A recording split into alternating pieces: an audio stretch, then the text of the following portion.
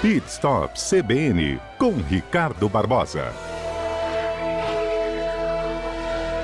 Ricardo Barbosa conosco. Ricardo, bom dia. Bom dia, Fernanda. Bom dia, nossos ouvintes. Estamos falando de frio hoje, Ricardo. Muito, né?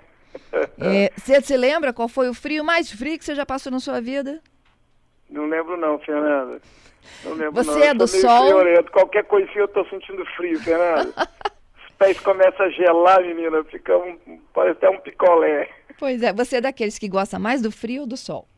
Do calor? Gosto mais do calor. Eu gosto mais do calor. Capixaba, nascido aqui. Eu gosto desse calorzinho gostoso, essa brisa que nós temos nessa ilha maravilhosa chamada Vitória, né?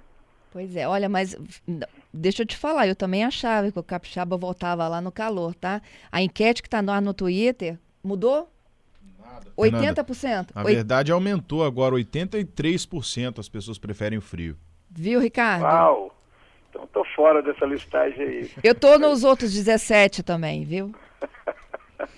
É isso aí. Nosso assunto de hoje, andar com carro na reserva. O que pode acontecer?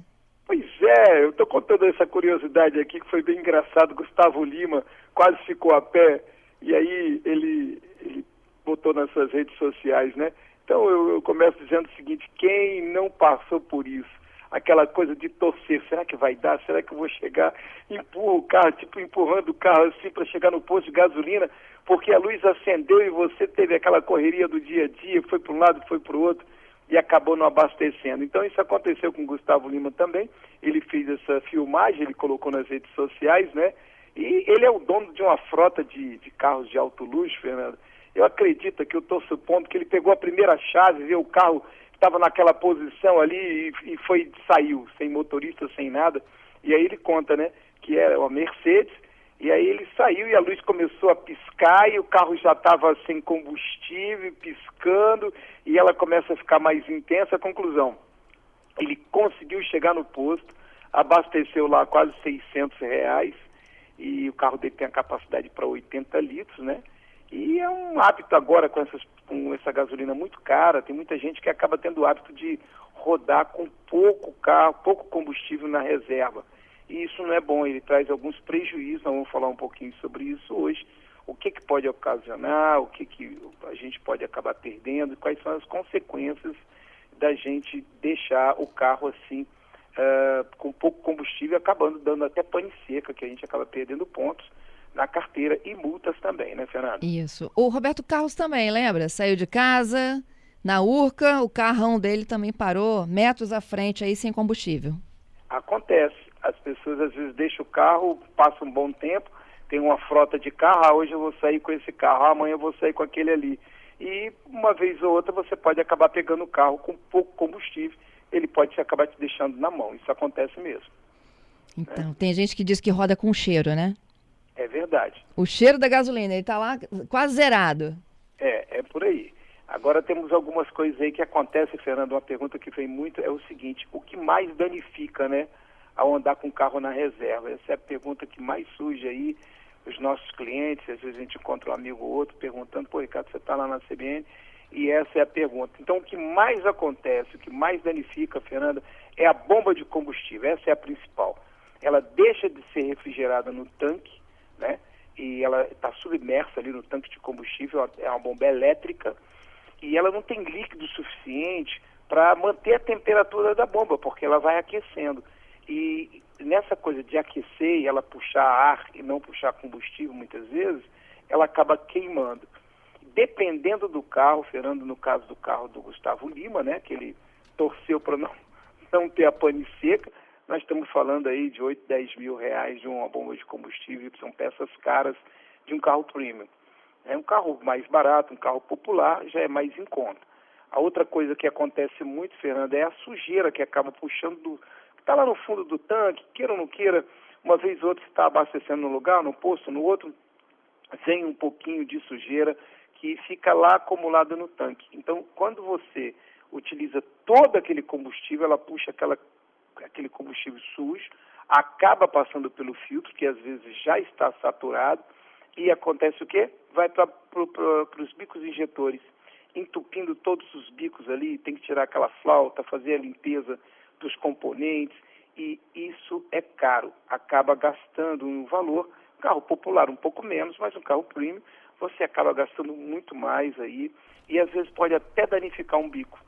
E aí com isso você vai, teu orçamento pode fugir um pouquinho, porque você acabou deixando o teu carro na reserva e deu a pane seca, puxou esse combustível sujo.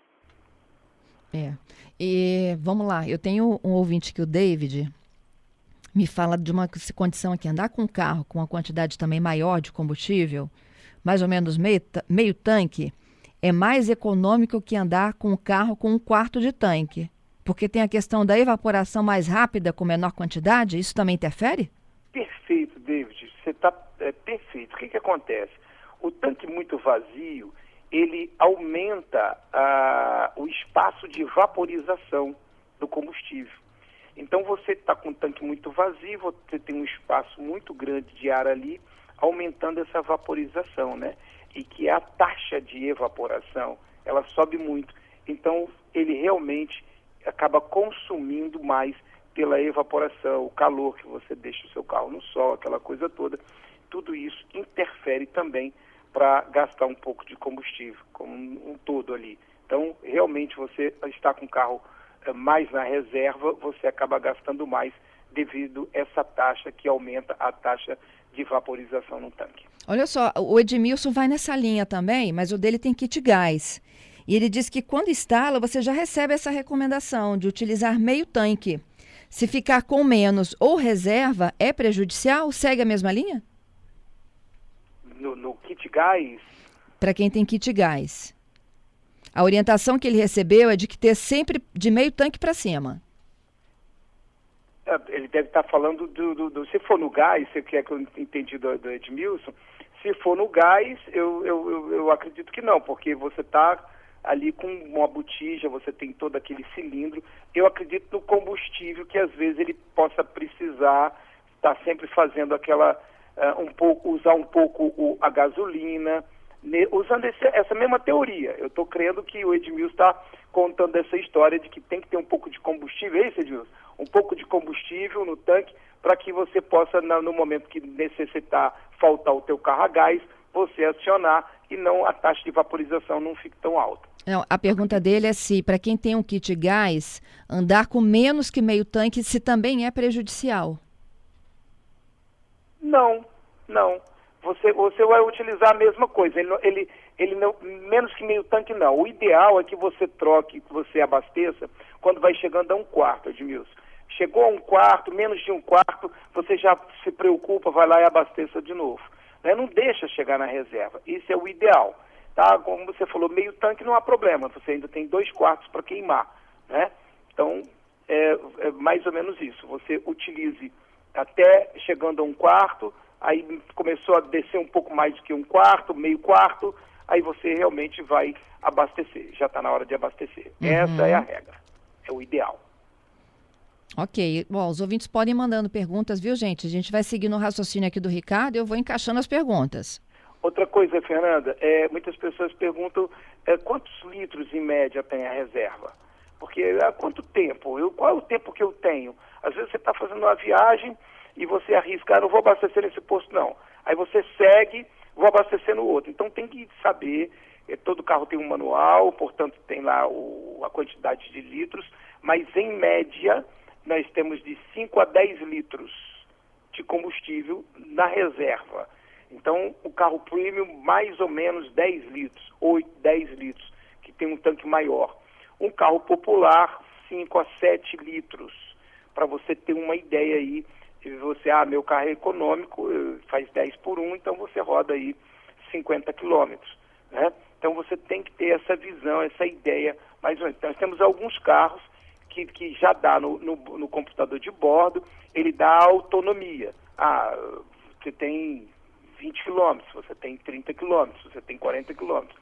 O dia que você chegar na reserva e você observar que teu carro tem um computador de bordo, vai lá, muda, né? Tem um lugarzinho onde você faz um resetzinho, você vai mudando, aí você vai ver, eu tenho ainda 60 quilômetros. Você vai ver que mais ou menos o seu carro faz 10, sempre tem uns 6 litros aí, 7 litros no tanque de combustível. Então, tem que ter mais ou menos isso. Você pode pegar, você de surpresa, você sabe aí quanto tempo você tem ainda de autonomia, quanto tempo você tem de rodagem até chegar no posto. Certo. Olha só, dá para fazer essa conta, mas tem que depender do modelo do carro, não é isso? Ela é muito simples. Você, sabendo quantos litros o seu carro tem, no próprio manual tem, você faz a conta. A média, Fernanda, podemos trabalhar com gasolina, os carros de hoje, 10 quilômetros por litro, para fazer uma conta rápida assim para os nossos ouvintes, uma média de 10. Você tendo um carro premium, um carro melhor, aí você já cai para 8. Né? Você falando de um Volvo, falando de um BMW que gasta mais, uma própria Mercedes, um Audi. Esses carros consomem uma faixa de 8 por 1. Né? Não estou falando de carro híbrido, estou falando de carro gasolina, um carro flex, que você pode usar também álcool. Então é mais ou menos essa conta. Mas um carro popular, você pode trabalhar para fazer uma conta de cabeça, 10 por 1, fica tranquilo, você consegue sair do sufoco. Se te pegar uma surpresa, você no meio do caminho, numa viagem, ou às vezes você está na correria do dia a dia, você não passa por um poço, está muito cheio, puxa vida, eu vou passar por outro poço, e você encontra outro que não tem combustível. Isso está acontecendo. Consequentemente, você vai fazendo essas contas aí. Mas fica a dica de não deixar dar pane seca, porque o prejuízo é muito maior, tendo que ir para a oficina, vai ficar 1 ou 2 dias para fazer a limpeza dos bicos, fazer a limpeza das flautas, montar toda aquela estrutura ali, você vai acabar gastando muito mais. Então, vale a pena, chegou perto de um quarto, vai lá e abasteça. Obrigada, Ricardo. Até segunda que vem, hein? Obrigado a você e abraço aos nossos ouvintes que contribuíram aí no nosso programa de hoje. Forte abraço.